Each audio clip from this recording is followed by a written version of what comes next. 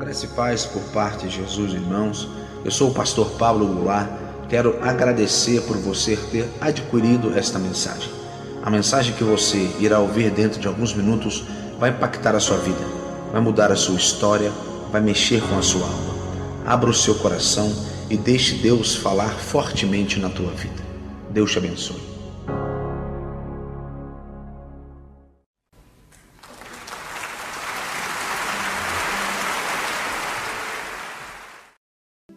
Primeiro Tessalonicenses capítulo 5, versículo 19.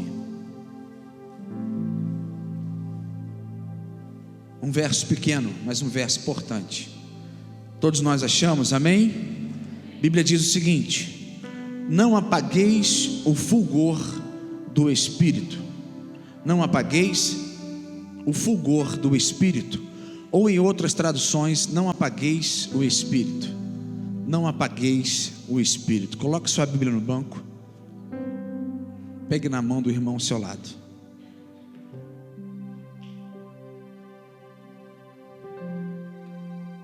Antes de nós orarmos, somente os homens declaram comigo o seguinte: não apaguem o Espírito. Vamos lá? Não apaguem. Meu Jesus. Isso foi para ensaio, né, irmão? Vamos lá de novo. Os homens declaram: não apaguem o Espírito. As mulheres: não apaguem. Ensaio, vamos lá? Não apaguem. Toda a igreja agora: não apaguem o Espírito. Vire para o irmão que está ao seu lado, olhe nos olhos dele, diz para ele assim: não tente apagar o Espírito Santo. Agora vire para o outro lado, responda para si: não apague a chama de Deus na sua vida. Vamos orar, feche os olhos. Senhor, essa é a tua igreja e essa é a tua palavra. Senhor, a quanto é de responsabilidade eu pregar a tua palavra nessa noite. Estamos aqui, ó Deus, para extrairmos deste pequeno versículo a tua mensagem nesta noite. Por isso, Senhor, venha nos impactar com a tua graça. Venha acender, ó Deus, a chama do teu Espírito em cada coração. Venha acender a chama que vem direto do trono do Senhor em cada alma aqui presente. Por isso, Senhor, nós te louvamos e te agradecemos e pedimos que tu venhas falar ao nosso coração de uma forma especial e de uma forma ímpar. Nós te louvamos e te agradecemos em nome de Jesus. Amém e amém. Sente-se aplaudindo ao Senhor, porque Ele é digno de todo louvor e de toda glória. Glória a Deus.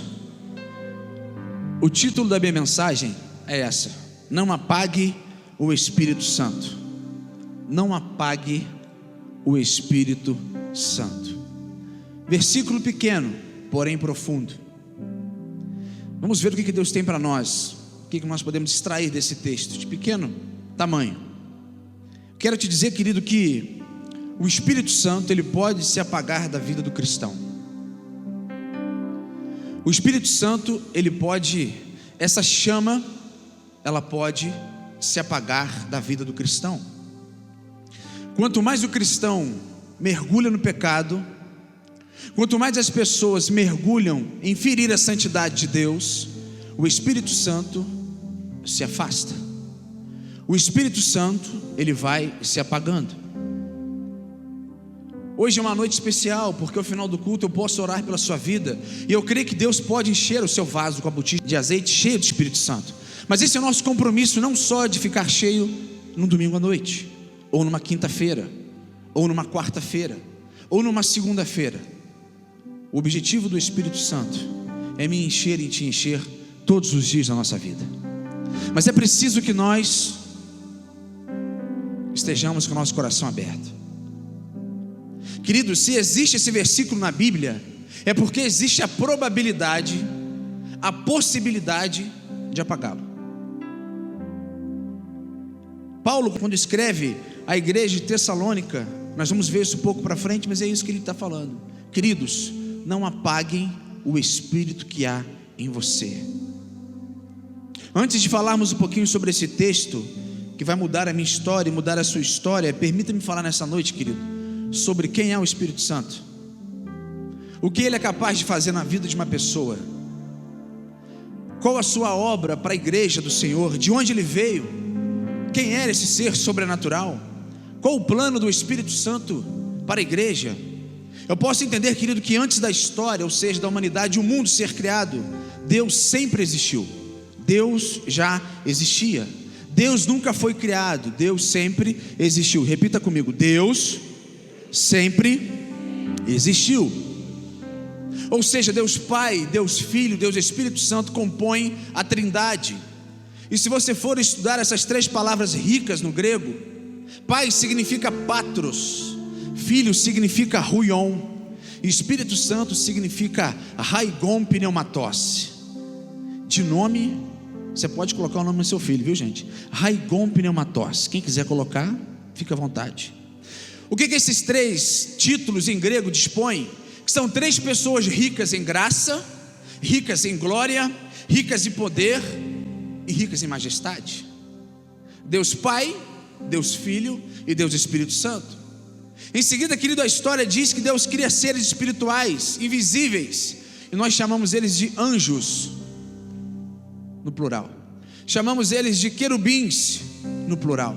Chamamos eles de serafins, no plural. Mas falamos de arcanjo, não arcanjos, arcanjo, porque só existe um, o nome dele é Miguel. Eles são importantes em entregar uma mensagem para você, entregar uma mensagem para mim. Eu posso entender, querido, que esse é o histórico do Espírito Santo. O Espírito Santo já estava pronto.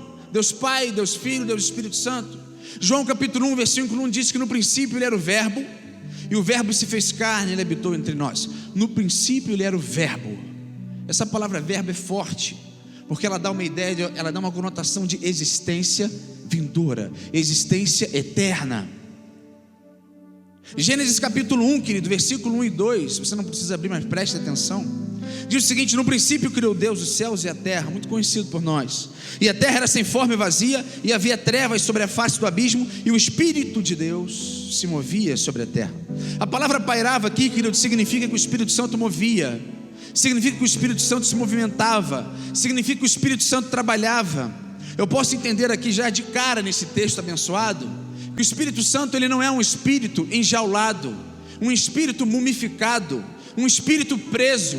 O Espírito Santo ele se movimenta em mim, ele se movimenta em você. Ele está em mim, ele está em você. O Espírito Santo se move em você até com gemidos inexprimíveis.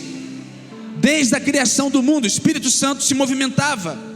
E a pergunta que eu tenho para dizer nessa noite: pode Deus afastar o Espírito Santo do homem? 1 Samuel capítulo 16, versículo 14 diz o seguinte: o Espírito do Senhor se retirou de Saul, e um espírito maligno vindo da parte de Deus o atormentava. Após seu terrível pecado com Betseba, olha que interessante, esse texto diz que Davi, quando expressa em Salmo 51, versículo 11, diz o seguinte: não me expulses da tua presença, nem retires de mim o teu Espírito Santo. Querido, um homem ou uma mulher sem o Espírito Santo não é nada.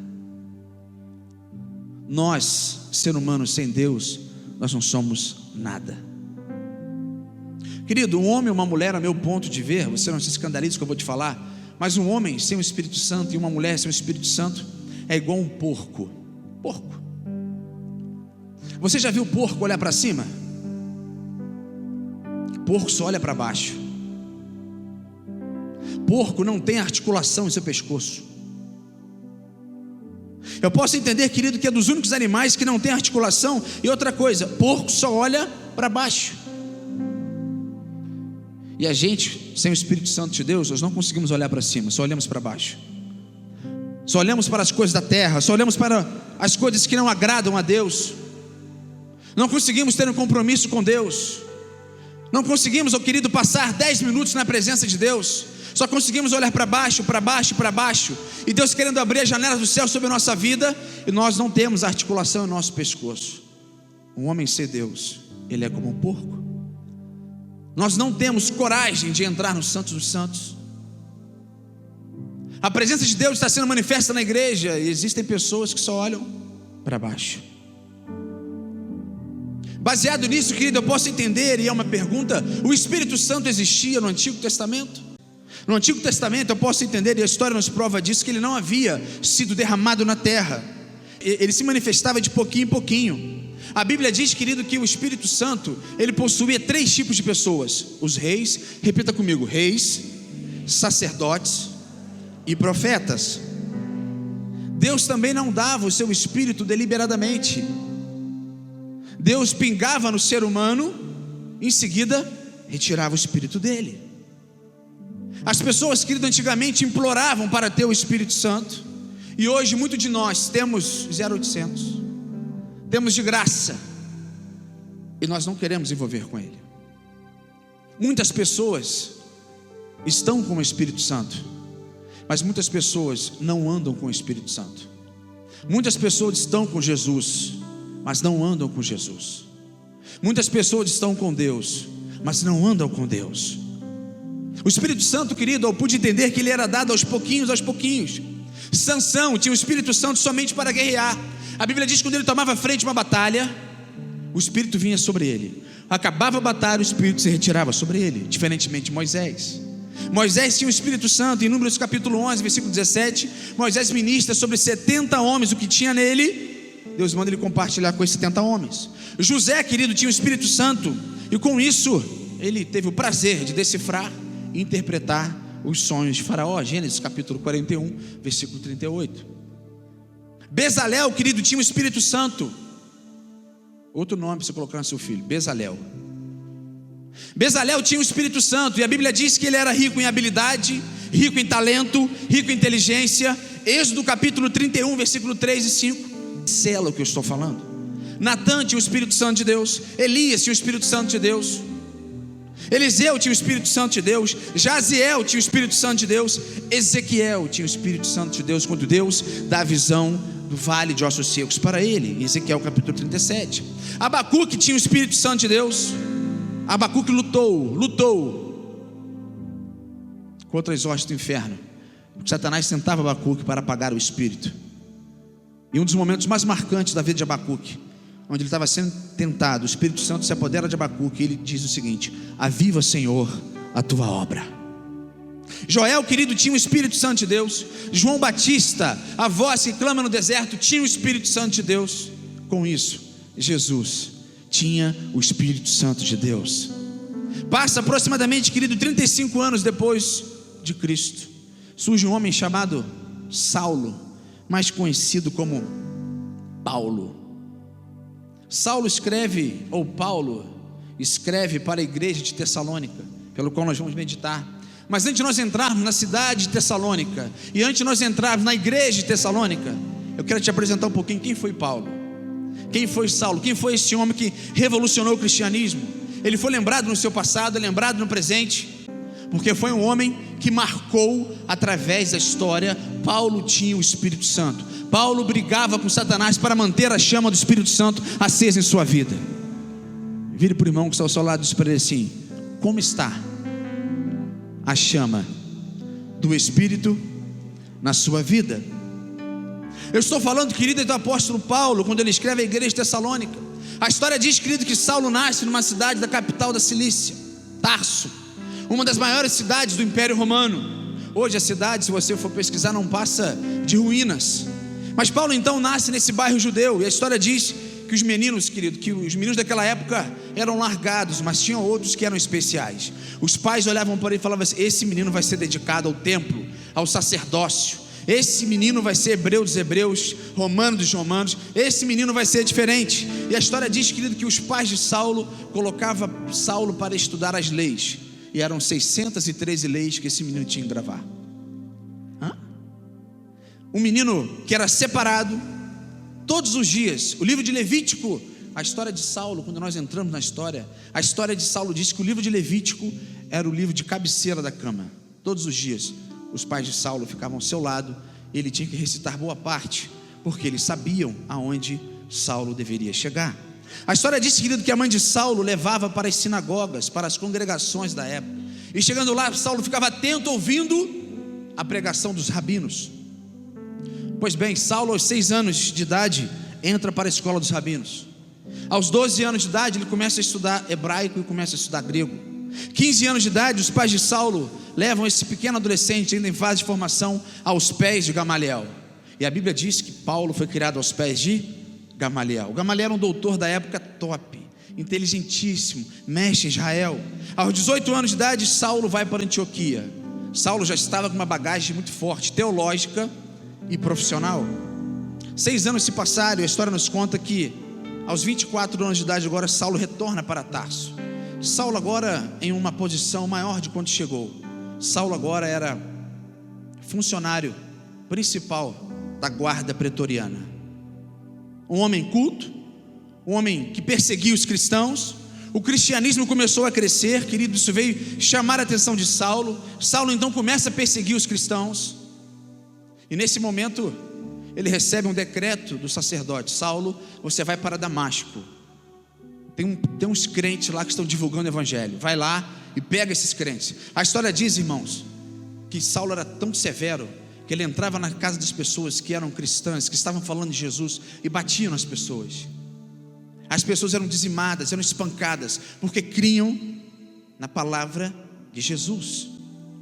Saulo então ocupa nesse momento os maiores cargos do exército de Israel. Saulo é aquele homem que está de pé quando tiram Estevão de fora da cidade e apedrejam Estevão. Eu, analisando a escritura, se você analisar, você pode entender que isso foi um sinal profético que aconteceu com Saulo.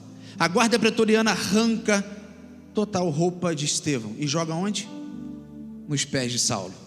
Aquele momento no mundo espiritual estava dizendo o seguinte: olha, eu vou te separar para você ser um pregador do meu evangelho. Querido, a história continua falando que os cristãos cresciam. E Atos capítulo 9, Saulo vai perseguir os cristãos. Chegando lá, ele encontra com Jesus.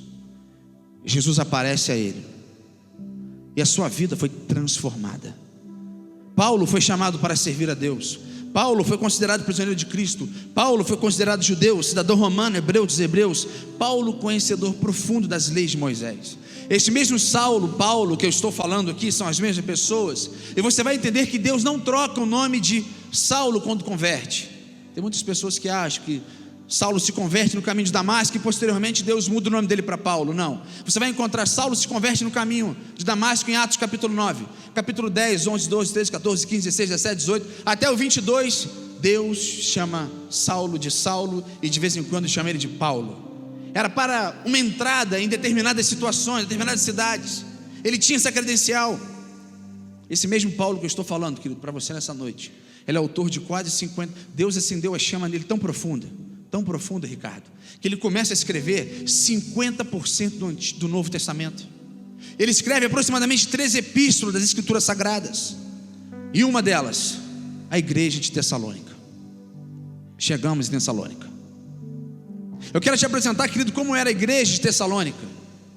Eu quero te apresentar como era essa cidade, para você entender por que Paulo escreveu: não apagueis o espírito. A história diz, irmão, que era uma cidade dominada pelos romanos. A história diz que os tessalonicenses, eles eram adoradores de várias deidades. Atos capítulo 16, versículo 11 diz o seguinte: o que é deidade? Serão vários deuses, tá? Para que você entenda. Atos capítulo 16, versículo 11 diz o seguinte: e navegando de Troade, fomos correndo em caminho direto para Samotrácia, e no dia seguinte para Neápolis. Nesta cidade chamada Samotrácia, Paulo visita, e Paulo encontra 2 deuses que era da época: Dionísio, que era um deus grego, e Cabiros ou Cabirus, que era deus dos pobres. Existe um outro deus que era deus chamado Baco. Esse Cabiros ou Cabirus era tão importante, ele tinha 2 irmãos gêmeos. Os próprios irmãos mataram esse deus na concepção dos tessalônicos. Eles mataram e eles acreditavam que ele ajudava, que ele fazia milagre para as pessoas. Ele era o deus pobre. Ele foi reconhecido como o deus que ajudava os pobres. Essa cidade, irmão, ela, em homenagem a esses deuses, Dionísio e Cabiros, realizavam o carnaval tessalônico. Carnaval é a festa da carne. Há muito tempo atrás começou a introduzir em Tessalônica. A sensualidade predominava em Tessalônica. A idolatria predominava em Tessalônica. A promiscuidade predominava em Tessalônica. O adultério predominava em Tessalônica. Mediante essa festa, a esse carnaval, irmão, eu só quero te explicar como era a cidade e como era a igreja, para você vai ver como que Paulo escreve. E nós estaremos aplicando isso de forma especial na nossa vida. Mediante essa festa, eles tinham um casamento que chamava o seguinte: Eros Gamos. Eros Gamos, era um casamento sagrado. Eles achavam que era um casamento sagrado, mas era um casamento fictício. Era um casamento que eles achavam, mas só que esse casamento tinha um problema. Eles deixavam as suas esposas em casa e iam se relacionar com as prostitutas em Tessalônica. Eles deixavam as mulheres em casa e iam se relacionar com uma, duas, três, quatro, por aí vai. E a história diz que eles também podiam trocar de casais em plena luz do dia. Eles tinham relações. Olha o contexto que Paulo passa e implanta uma igreja. Olha a pressão. Em Roma havia e não falava absolutamente nada. E ele escreve um pouquinho, eu quero ler para você. 1 Tessalonicenses capítulo 4, versículos de 3 a 7. Abra comigo, por gentileza. 1 Tessalonicenses capítulo 4, versículo 3 a 7. Olha o que o apóstolo Paulo escreve a essa igreja. 1 Tessalonicenses capítulo 4, versículo de 3 a 7. Diz o seguinte: porque esta é a vontade de Deus, a vossa santificação, que vos abstenhar da fornicação, que cada um de vós saiba possuir o seu vaso em santificação e honra, não na paixão da concupiscência como os gentios que não conhecem a Deus. Ninguém oprima ou engane o seu irmão em negócio algum, porque o Senhor é vingador de todas essas coisas, como também antes vos dissemos e testificamos, porque não nos chamou Deus para a imundícia, mas para a santificação. Paulo, quando escreve essa palavra, é exatamente para isso. Era essa luta que o povo estava passando. Paulo, então, querido, escreve à igreja de Tessalônica mediante a essa pressão. E no versículo 19, pelo qual nós chegamos agora, ele diz o seguinte: não apaguem o espírito. Paulo passa por Tessalônica. Agora, como era essa igreja? Era uma igreja jovem. Era uma igreja que estava aprendendo a caminhar. A Bíblia diz, querido, que Paulo, Silas e Timóteo chegaram ali em Tessalônica em sua segunda viagem missionária. Paulo abre uma igreja em Tessalônica e tudo indica que Paulo ficou aproximadamente menos de um mês, 3 sábados, que Atos capítulo 17, versículo 2 nos prova. Esta era uma igreja muito nova, ou seja, a probabilidade desses recém-convertidos irem para o carnaval era muito. Por isso Paulo vem arrematando: não apaguem o espírito. Mas aí acontece um grande problema. A igreja, querido, ela era composta por judeus, por gregos, por gentios. Atos capítulo 17, versículo 4. Mas aconteceu um grande problema aqui, que Paulo passa pela cidade e vai embora. Aqueles irmãos ficaram com medo, aqueles irmãos ficaram aterrorizados, ficaram sem destino. E o maior assunto que pegava no povo, sabe o que era? A volta de Cristo. Essa era a maior dúvida. E aqui eu vejo a história do discipulado, porque quando Paulo entra em Tessalônica, Paulo discipula Timóteo, seu filho na fé, e deixa Timóteo em Tessalônica. E Timóteo ali começa a escrever e dá o relatório para o apóstolo Paulo. Paulo então começa a escrever sobre a adoração a Deus. Paulo começa a escrever então como o cristão deve agir com amor. Paulo escreve então sobre a volta de Jesus, sobre o revestimento, sobre estar vigilante. E por último, Paulo, ele escreve exatamente essa palavra: não apagueis o espírito. Espírito significa fogo, significa chama nesse contexto. Vire para o irmão que está ao seu lado e diz para ele assim: a chama do Espírito Santo, diz para ele, isso, a chama do Espírito Santo não pode se apagar da igreja. Agora aponte o dedo com carinho e respeito para ele, faz assim: você é a igreja. Querido, qual a sua real situação com o Espírito Santo? Qual a sua real situação com o Espírito Santo? Qual o nível de relacionamento com o Espírito Santo? Você está cheio do Espírito Santo nesta hora, nesse presente? Ou você bate no peito que há um tempo atrás você foi no congresso e lá você ficou cheio do Espírito Santo e como era bom? Estar cheio do Espírito Santo é matar um leão por dia. Estar cheio do Espírito Santo é buscar Deus todos os dias. Qual a sua real situação? Romanos capítulo 12, versículo 11 diz o seguinte: não sejais vagarosos no cuidado, sede fervorosos no Espírito, servindo ao Senhor. Paulo diz aos romanos o seguinte: ei, vocês têm que ser calorosos no Espírito, forte no Espírito, tenha ânimo no Espírito, não deixe Satanás apagar essa chama do Espírito. Não apagueis o Espírito, querido. Fogo, ele é um um símbolo do Espírito Santo. Levíticos capítulo 6, versículo 3 diz o seguinte: o fogo arderá continuamente sobre o altar e não se apagará. O sacerdote, quem vê no tabernáculo sabe o que eu estou falando, mas o sacerdote, ele tinha uma responsabilidade muito grande. Se o fogo do altar do sacrifício amanhecesse zero, ele morria. Se a luz do candelabro permanecesse uma apagada, ele podia morrer. Ele tinha que ficar o tempo todo com os olhos atentos. O sumo sacerdote ganhava um presente quando ele era promovido de sacerdote para sumo sacerdote. Ele ganhava uma espevitadeira. Espevitadeira é como se fosse aquela coisinha que você tem de desentupir fogão, aquela agulha. E na calada da noite, querido, o sumo sacerdote ia lá e desentupia para não apagar. Deus vai te dar uma espevitadeira hoje, nesta noite, para você tirar tudo aquilo que não presta da sua alma. O recado que Deus tem para você nessa noite é o seguinte: não deixe apagar o Espírito de Deus. Não deixe apagar o Espírito de Deus. Ou seja, em outras palavras, não deixe a chama do fogo de Deus se apagar na sua vida. Querido, fogo na Bíblia significa presença de Deus. As pessoas às vezes brincam comigo que eu faço vídeo, cartaz às vezes, e tudo meu eu coloco fogo. Mas por quê? Pentecostal? Não. É porque eu gosto mesmo, porque fogo simboliza a presença de Deus. A palavra fogo, querido, ele é muito comum na Bíblia. No Antigo Testamento ela aparece cerca de 293 vezes. Já no Novo Testamento, 69 vezes. Fogo na Bíblia. Aí você me diz assim: pastor Pablo, eu não acredito no fogo. Eu não acredito que fogo possa ter relação com a Bíblia. Quero te provar. Êxodo capítulo 17, versículo 1. Na coluna de fogo o povo de Israel ia sendo guiado no deserto frio. Êxodo capítulo 3, versículo 2, Deus se manifesta, querido, através do fogo em meio a sarça ardente. Segundo Reis, capítulo 1, versículo 10, Deus destruiu os inimigos de Elias com tochas, com fogo.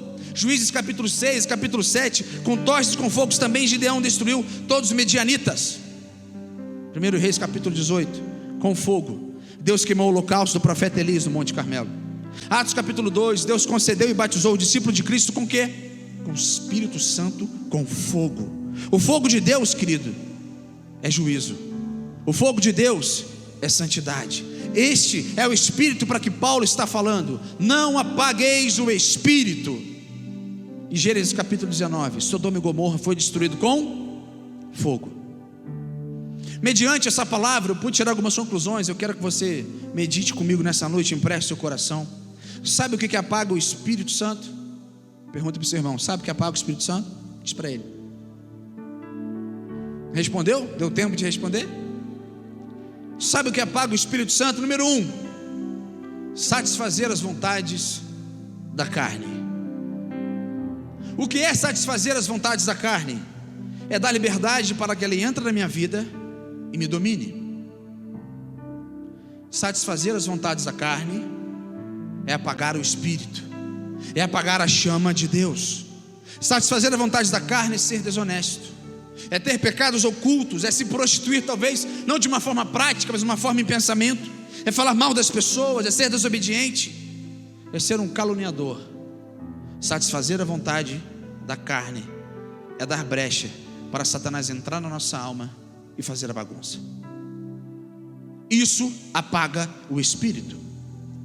E querido, como existem pessoas dentro da igreja do nosso Brasil, do mundo assim, as pessoas não querem se relacionar com o Espírito Santo.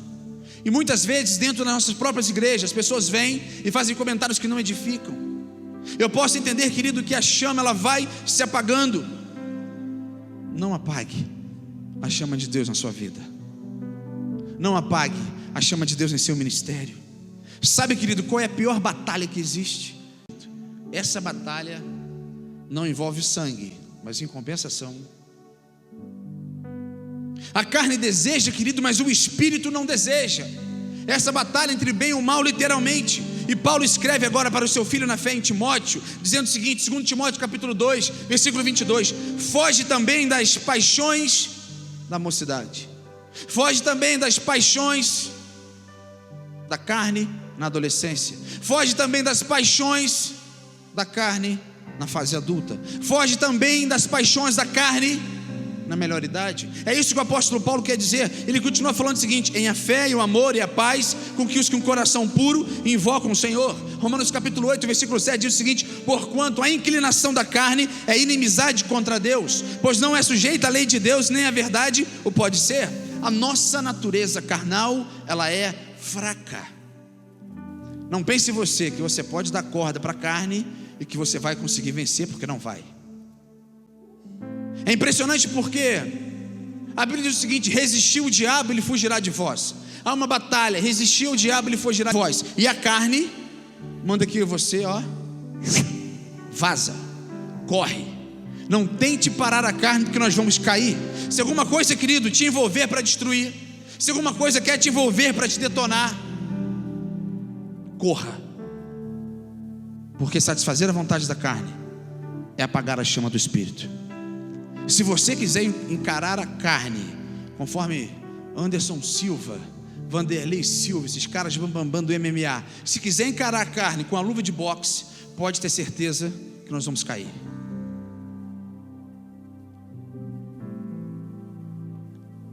A história diz, querido, como Paulo se escondia atrás da cruz. Paulo tinha um espinho na carne. Paulo se escondia atrás da cruz todos os dias para falar, para pregar, para adorar. E ele manda um recado para a gente em 2 Timóteo: se você quiser encarar a carne, é bem provável que você vai arrumar um problema para você, você vai arrumar um problema para as pessoas que te cercam, e você vai arrumar um problema para a sua história. Vire para o irmão que está ao seu lado mais uma vez, olha agora profundo, profundo nos olhos dele. Diz assim para ele: corra, irmão, corra da carne. A tentação, querido, geralmente ela não é pecado. O que é pecado é satisfazer a tentação, e quanto nós já erramos nisso.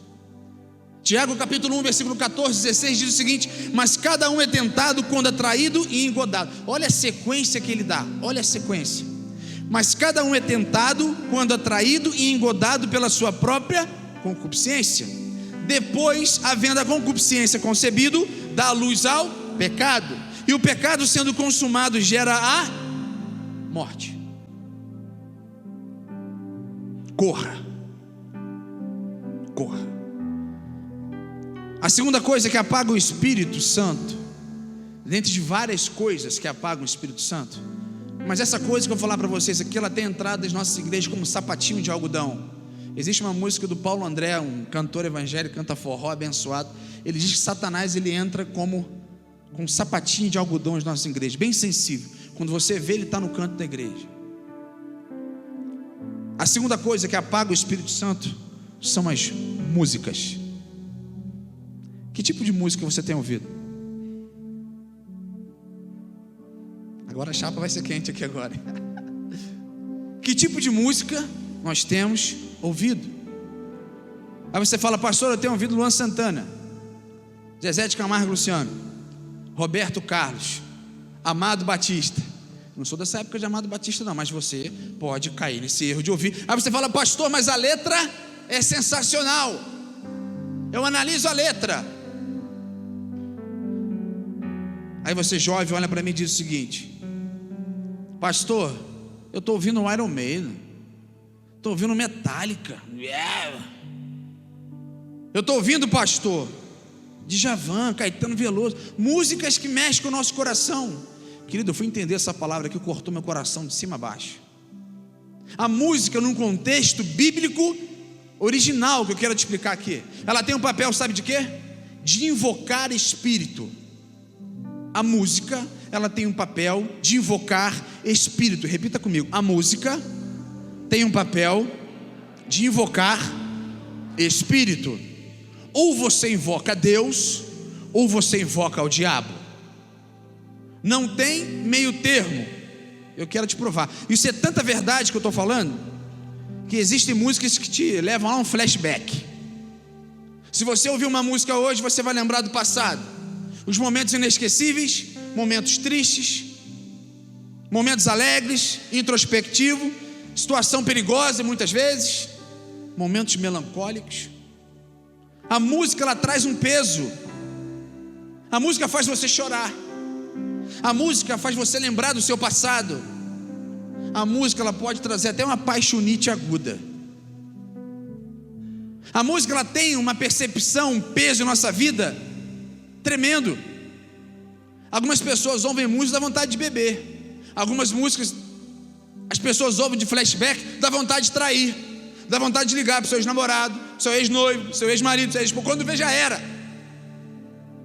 A música traz vontade de se relacionar com o nosso passado. A música, ela também envolve espíritos sensuais. Quando você ouve um flashback, ou você invoca a Deus, ou você invoca ao diabo. A música, querida, ela faz você se encontrar com você mesmo, com o seu eu que é dentro de você. Ela te leva uma visita na sua alma. Agora deixa eu falar um pouquinho a música na adoração. Qual o papel da música da adoração? Existem pessoas adolescentes que o Espírito Santo apaga porque ouve músicas assim. Existem pessoas adultas que querem conciliar entre o espiritual e o profano. Não vai dar certo. Ou você invoca a Deus, ou você invoca o diabo. Quando eu ouço música que não convém a Deus, eu apago o espírito na minha vida. Não tem meio termo. Se a música, querido, ela está dentro de você, Deus está dentro de você. E você se encontra com Deus em meio à adoração. Agora, se a música não está dentro de você, Deus não está dentro de você. Você, quando invoca a música, você invoca o diabo para dentro da sua alma. Ouvir músicas do mundo, você fala assim: pastor, me prova na Bíblia. Número 1, Efésios capítulo 4, versículo 30. E não entristeçais o Espírito Santo de Deus, no qual estejais selados para o dia da redenção. Quer mais? Ezequiel capítulo 44, versículo 23. E ao meu povo ensinarão a distinguir entre o santo e o profano, e o farão discernir entre o impuro e o puro. Mais uma, 1 Coríntios capítulo 10, versículo 33. Portanto, quer comais, esse aqui é tremendo, quer comais, quer bebais, ou façais outra coisa qualquer, fazei tudo para a glória de Deus. Portai-vos de modo que não deis escândalo nem a judeus, nem aos gregos, e nem à igreja do Senhor. A música, ela apaga o espírito.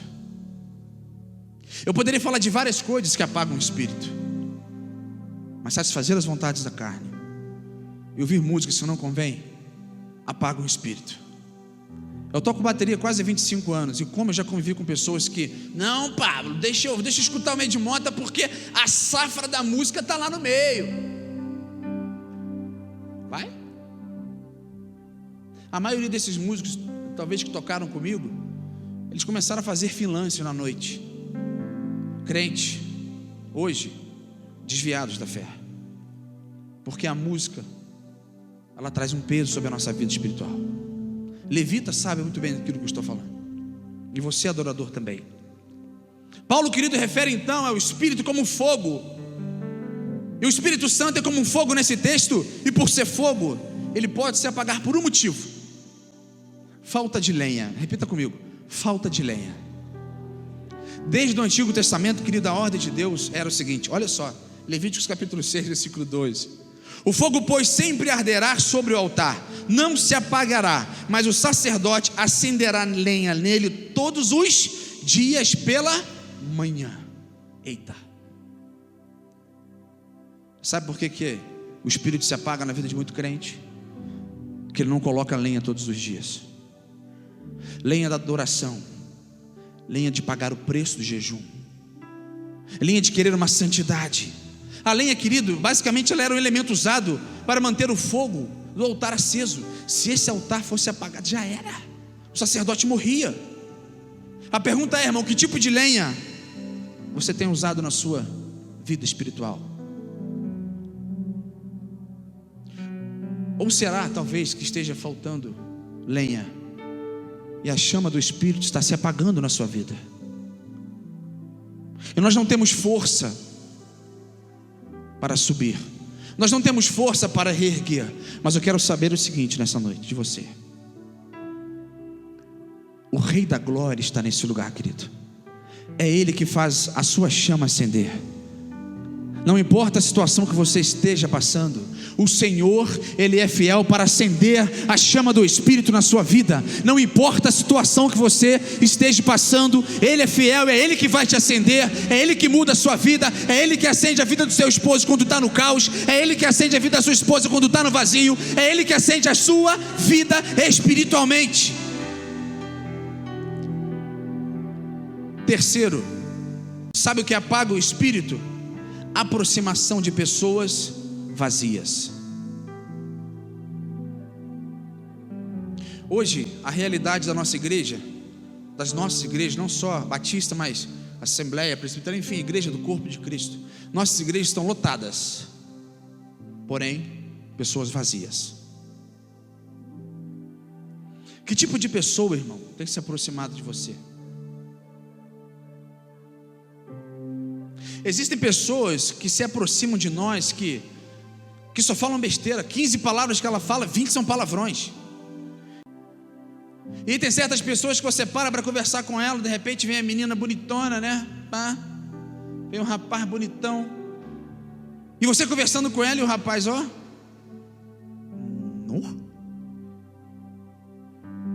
além de estar vazio, ele vai te levar para ferir a santidade de Deus com ele. Existem, querido, pessoas que reclamam de tudo. Essa é a verdade. Existem pessoas que chegam no final do culto e falam assim: nossa, você viu o pastor Pablo pregando? Demorou pra caramba. Meu Deus, será que ele não viu o relógio? Estou cansado.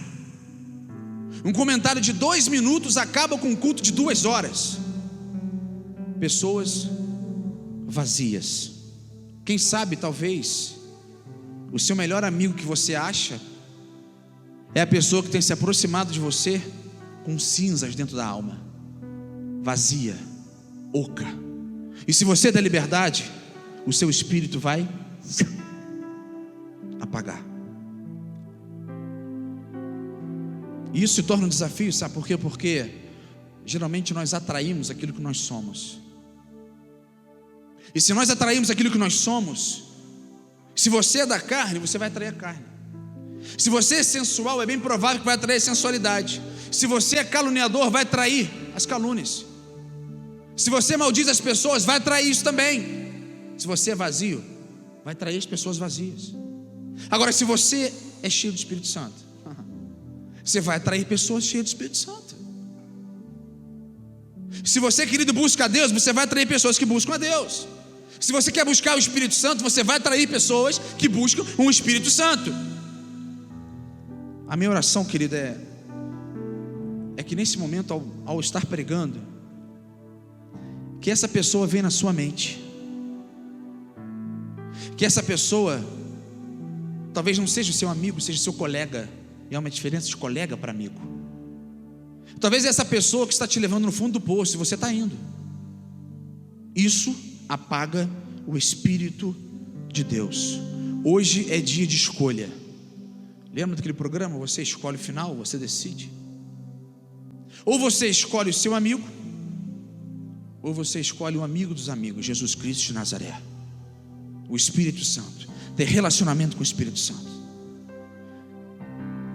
Aí você me pergunta: pastor, como faço agora para manter a chama do Espírito Santo acesa? Eu poderia falar de várias, mas só vou falar de uma. Sabe qual? Relacionamento com Deus. O relacionamento com o Espírito Santo. Como está, querido, o seu nível de relacionamento com Deus? Será que nós somos parecidos com crentes morcegos? Só trabalhamos domingo à noite? O que apaga a chama do Espírito é quando eu estou em casa, não me importo de ir para a casa do Senhor, eu não me importo de fazer o meu devocional, eu não me importo de estar orando pela minha família, eu não pego a minha família e oro com ela todos os dias.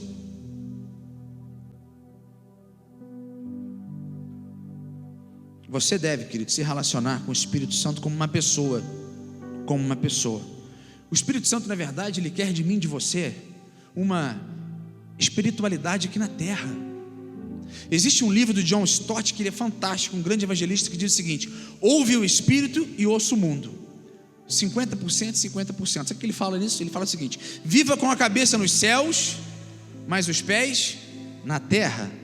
Ele continua falando o seguinte: que tem gente que não presta para a terra porque ele é espiritual demais, ele é santo demais. Ou tem gente que não presta para o céu porque ele é carnudo demais. E ele aborda essa questão, querido, que para manter uma chama do Espírito Santo em nossa vida é ser da terra, mas é ter foco no céu.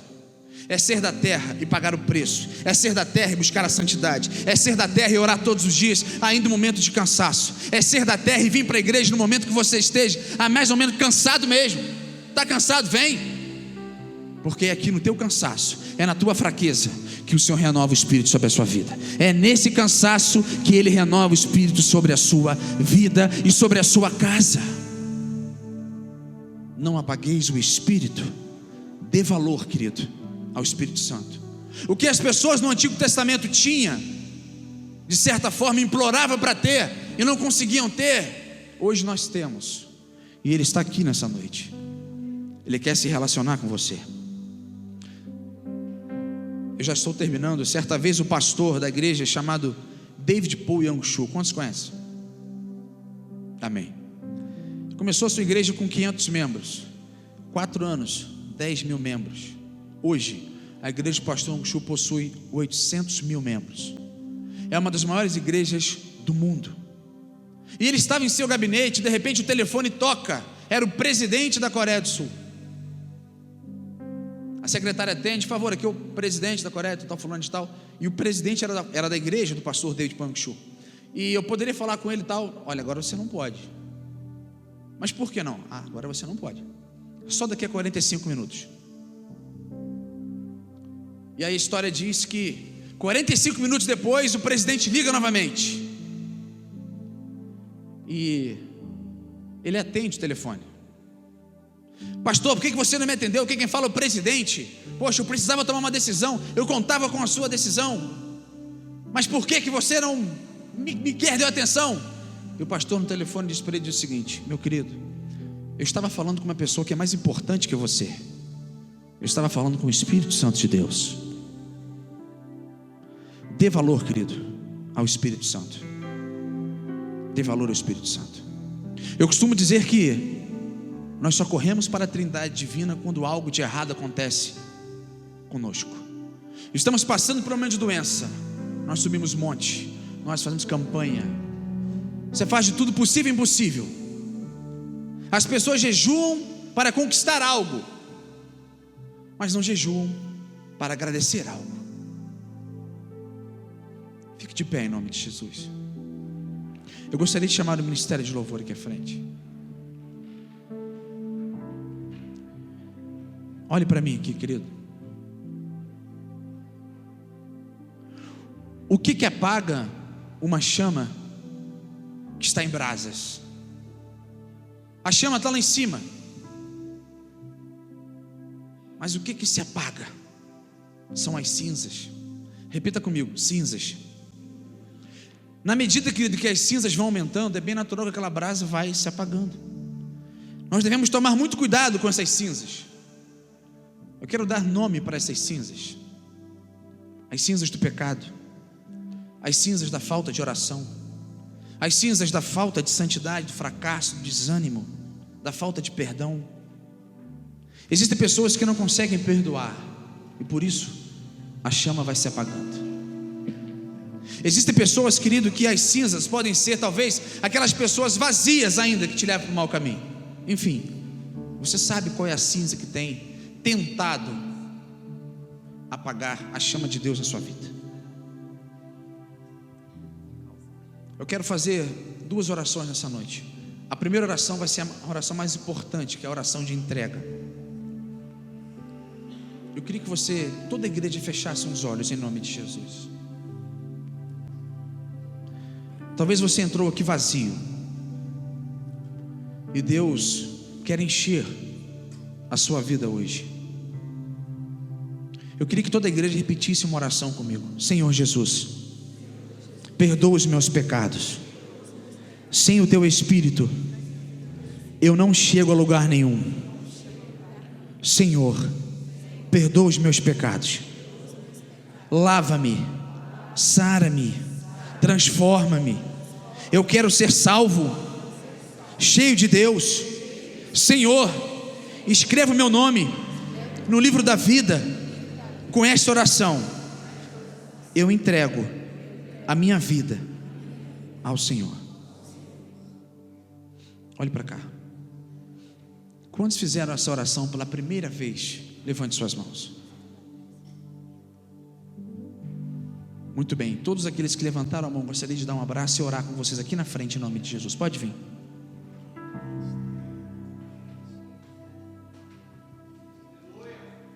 Isso, saia do seu lugar.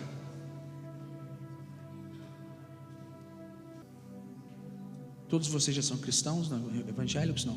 Quem não é, levanta a mão para mim assim, faz assim. 1, 2, 3, 4, 5. Viu? Aplauda o Senhor. Glória a Jesus por isso. Glória a Jesus. Eu quero falar para vocês que vocês estão fazendo a decisão mais importante da vida de vocês. O maior objetivo do Senhor é acender a sua chama todos os dias, acender a chama de Cristo, acender a chama do Espírito Santo na vida de vocês. É para vocês que estão aceitando a Jesus hoje, com certeza a nossa igreja vai estar entrando em contato com você agora, vai pegar o seu nome e nós vamos orar por você, nós vamos entrar em contato contigo, nós vamos acompanhar você. Sabe por quê? Você, na verdade, é especial para Deus. Deus te ama, Jesus te ama, e por isso que Ele trouxe você aqui nessa noite. Sabe por quê? Porque talvez quando você entrou lá, sua chama estava se apagando, e hoje é noite do Senhor acender a chama na sua vida. Eu quero orar com pessoas também aqui. Talvez você que esteja afastado, esteja seco por dentro, e quer que o Senhor renove a chama dele na sua vida. Você tem liberdade de sair do seu lugar também. Você vai ter tempo para isso. E a minha segunda oração é para que Deus acenda a chama na vida dos filhos de Deus, nas nossas vidas. Irmão, tudo na vida que não for alimentado é apagado. Se você não alimentar o seu namoro no bom sentido, ele vai apagar. Se você não alimentar o seu noivado no bom sentido, ele vai apagar. Se você não alimentar o seu casamento, ele vai apagar. Tudo na vida do ser humano, se não for alimentado, se apaga. Não apagueis o Espírito Santo. Eu quero orar com você nessa noite. Saia do seu lugar enquanto o ministério vai estar orando, para que o Senhor possa a cada dia acender a chama dele na sua vida, acender a santidade, acender a forma de buscar. Esse é o nosso propósito, estar cheio do Espírito Santo. Quando o Senhor Jesus voltar, Ele vai ter uma igreja cheia do Espírito Santo. Esse é o maior objetivo. Escolha o irmão, querido, que está ao seu lado. Dê um abraço nele. Dê um abraço nele, isso. Diz para ele o seguinte: não apague a chama de Deus em você. Antes de eu realizar a oração final, todos esses irmãos que aceitaram a Jesus como Senhor e Salvador hoje vão seguir o nosso irmão Prisciliano, tá ok? Nesse corredor aqui, ele vai ter um papo com vocês. Vocês vão embora. Levante suas mãos para o céu mais uma vez. Isso, todos. Que o amor de Deus, nosso Pai, que a graça e as consolações de Jesus Cristo, Filho, Salvador, esteja com todos hoje e para todos sempre. Amém, e amém, e amém. Deus abençoe, uma excelente semana na sua vida. Aplauda o Senhor mais uma vez, porque Ele é digno, irmão. Todo louvor, de toda a glória. Glória a Jesus.